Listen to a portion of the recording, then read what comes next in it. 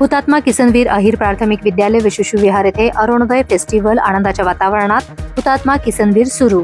हुतात्मा किसनवीर अहिर विद्यालय व शिशु विहार अरुण भैया नायकवडी प्राथमिक विद्यालय वाळवा येथे दिनांक 22 फेब्रुवारी ते दिनांक 8 मार्च पर्यंत प्रतिवर्षी प्रमाणे याही वर्षी स्वर्गीय अरुण भैया नायकवडी जयंतीनिमित्त अरुणोदय फेस्टिवल संपन्न होत आहे। विद्यालयामध्ये सोहळ्यानिमित्त आजपर्यंत विविध कार्यक्रमाचे आयोजन करण्यात आले होते। तसेच इथून पुढेही 8 मार्च पर्यंत विविध कार्यक्रमाचे आयोजन करणार असल्याचे शाळा प्रशासनाने सांगितले। अरुणोदय फेस्टिवल निमित्त मराठी राज्यभाषा दिन, विज्ञान दिन, आठवडा बाजार, कथाकथन स्पर्धा, प्रश्नमंजुषा व जिल्हास्तरीय वक्तृत्व स्पर्धा, जागतिक महिला दिन असे विविध उपक्रमांचे आयोजन करण्यात आले आहे।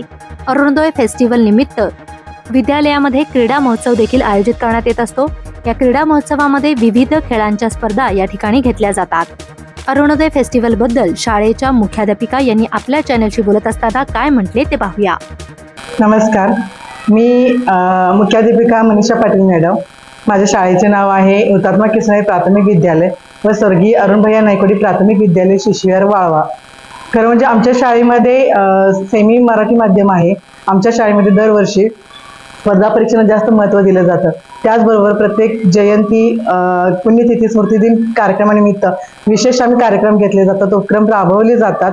तसेच प्रत्येक सणाविषयी पारंपरिक जे सण असतात त्या सणांची माहिती मुलांना मिळावी यासाठी आम्ही विविध उपक्रम राबवतो, जेणेकरून त्यांना पारंपरिक सणांची माहिती मिळावी किंवा आपले सणवार कसे राष्ट्रीय पद्धतीनं साजरे करतो हे मुलांना समजावं, हा आमचा एक हेतू आहे की मुलांना माहिती समजावी, हा एक हेतू आमचा आहे। त्याचबरोबर मुलांना स्पर्धा परीक्षेचे ज्ञान मिळावे यासाठी आमच्या शाळेमध्ये स्पर्धा परीक्षा राबवल्या जातात। BDS, MTS, ITS, NSSC अशा स्पर्धा परीक्षा राबवल्या जातात। इथपर्यंत आम्ही थांबत नाही, तर मुलांना प्रत्येक वेळी काही ना काही तर ज्ञान देणं गरजेचं असतं। ज्याप्रमाणे मुलाची भूक मोठी असते त्याप्रमाणे आम्ही ज्ञान देत असतो, ते ज्ञानाची भुकेलेले असतात।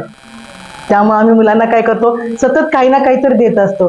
तर त्यामध्ये आम्ही आमच्या शाळेच्या संस्थापिका माननीय सुषमा नायकवडी मॅडम हे आम्हाला सतत मार्गदर्शन करत असतात। त्यांचं एकदम मायक्रोस्कोप नियोजन असतं, सूक्ष्म नियोजन असतं, ते आम्हाला वार्षिक नियोजन करून देतात आणि त्यांच्याच मार्गदर्शनाखाली आम्ही स्पर्धा परीक्षा, विविध उपक्रम, ऍक्टिव्हिटी किंवा जयंती, स्मृतिदिनी कार्यक्रम आम्ही राबवतो। तर आमच्या हुतात्मा पद्मभूषण डॉक्टर क्रांतिवीर नागनाथ नायकवडी यांच्या द्वितीय सुपुत्र स्वर्गीय अरुण भैया नायकवडी यांच्या स्मृतिदिनानिमित्त आम्ही दरवर्षी, म्हणजे जेव्हापासून शाळा स्थापन झालेली आहे 2001 पासून, तेव्हापासून आम्ही अरुणोदय फेस्टिवल म्हणून साजरा करतो। 24 फेब्रुवारीला त्यांचा स्मृतिदिन असतो, तर त्याच्या अगोदर 22 फेब्रुवारी पासून ते 8 मार्च पर्यंत आमचा हा महोत्सव चालू असतो। याच्यामध्ये आम्ही केंद्रस्तरीय वक्तृत्व स्पर्धा, जिल्हास्तरीय वक्तृत्व स्पर्धा, कथाकथन स्पर्धा, मराठी भाषा राज्यभाषा दिन हा साजरा केला जातो, विज्ञान दिन साजरा केला जातो। त्याचबरोबर प्रश्नमंजुषा आम्ही साजरा करतो। तसेच महिलांसाठी 8 मार्चचा महिला दिन आहे, त्यावेळेमध्ये ज्या महिला स्वतःचं घर चालवतात त्यांचा आम्ही सत्कार करून तो कार्यक्रम घेतो। अशा पद्धतीने आम्ही अरुणोदय फेस्टिवल साजरा करतो। आमची मुलं एकदम छानपणे रमतात। आमच्या शाळेचं पालकांचं सहकार्य असतं आम्हाला। आमच्या संस्थापिका सुषमा मॅडम ज्या क्रांतिसिंह नाना पाटील कॉलेजच्या प्राचार्य आहेत, त्यांचे खूप छान आम्हाला मार्गदर्शन मिळतं। आमचे सहकारी शिक्षक आम्हाला सहकार्य करत असतात आणि या सगळ्यांच्या सहकार्यातून आमचे कार्यक्रम यशस्वी होतो। नमस्कार, मी अरुणा राजाराम पवार, हुतात्मा किसन अहिर प्राथमिक विद्यालय व स्वर्गीय अरुण भैया नायकवडी प्राथमिक विद्यालयामध्ये मी सहाय्यक शिक्षक म्हणून काम करते।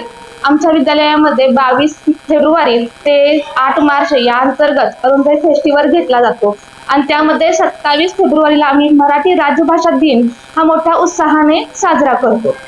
त्यामध्ये आमच्यामध्ये आता तुम्हाला माहिती आहे कविश्रेष्ठ कुसुमाग्रज यांचा त्या दिवशी जन्मदिवस असतो। ते थोर कवी आहेत, लेखक आहेत, नाटककार आहेत, म्हणूनच त्यांना सरस्वती मातेच्या मंदिरातील अजिंक्य तारा म्हणून संबोधले जाते आणि त्यांच्या या इतक्या मोठ्या लिखाणामुळेच त्यांचा दिवस आपण जन्मदिवस मराठी राज्यभाषा दिन म्हणून साजरा करतो।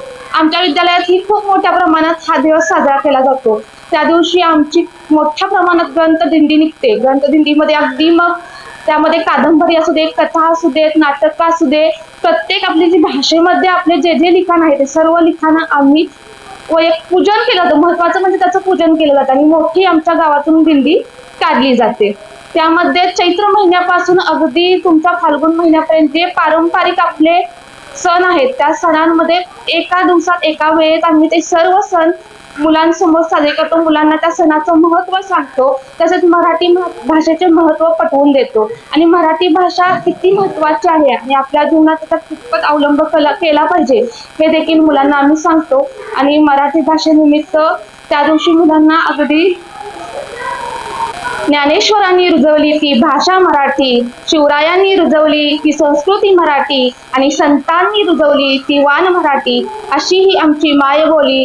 जय मराठी, जय भाषा मराठी. नमस्कार, मी कुमारी प्रतीक्षा दत्तात्रय फारणे.